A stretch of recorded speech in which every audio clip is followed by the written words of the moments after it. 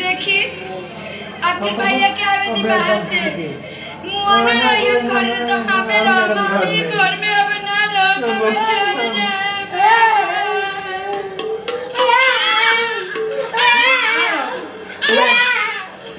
पंचायती करी बाबू छोड़ दे मत मार काहे ना मारी मत मार तोर भाई घरे नहीं खे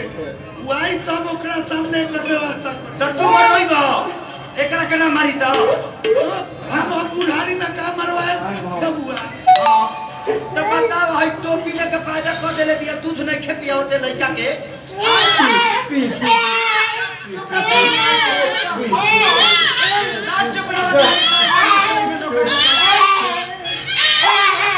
शंभू बाबा पहले के लोग लइकन के छाती के दूध पिया होता बात पाए हमार बाबू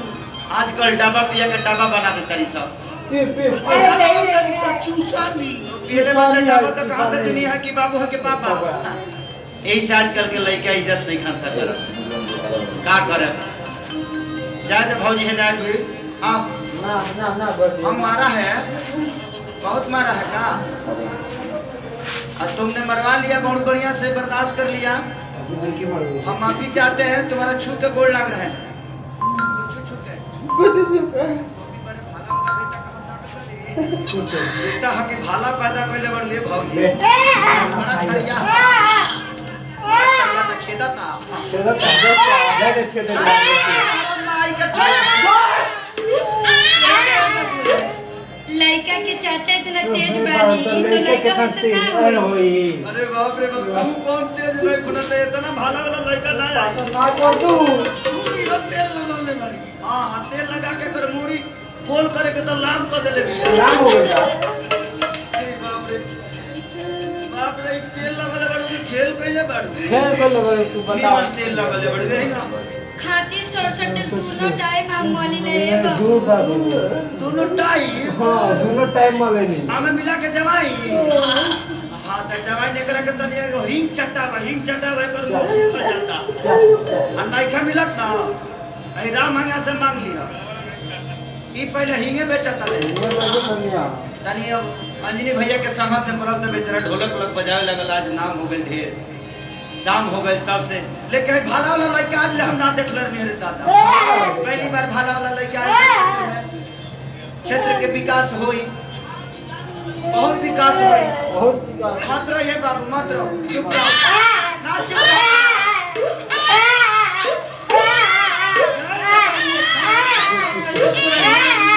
ए देर बबुआ धोरे न तने रोवे पिया दी हमारा लगा दी रे कौड़िए पिया पिया तो उनकर पर्सनालिटी तनी खराब हो जाए ऐसे नहीं कि पिया हो अच्छा का है पार्टी में पर्सनालिटी लेके आइल बनी हां तनी झूले लगी जी हम पीआईटी तो एकरा के निकाल ना देती हां हमारा लगा सिस्टम बंद बा ए देवर बाबू और सिस्टम बा संगे को लमको धरा दे तनी रे वही से पिया दी नमका धरा के पिया वो तो बाप रे यो तुम नहीं खटो बहुत तेज भी है और हेज भी है नहीं आजकल के जमाने के गाना बा कि आजकल की औरत लड़का के दूध नहीं खी पिया काहे बाबा काहे से कि पर्सनालिटी बिगड़ हाँ शहर में बड़ा तंग हो गइल बा घरी जमाना का होता आई लड़का कटोरा लेकर आइबो काहे बाबा दूध भात खिलावे खातिर हम पिया यही होली के मौसम चढ़त बा जब भौजाई के हवा लागल बा तो भौजैया के जब देखले बा लइकवा रोता तो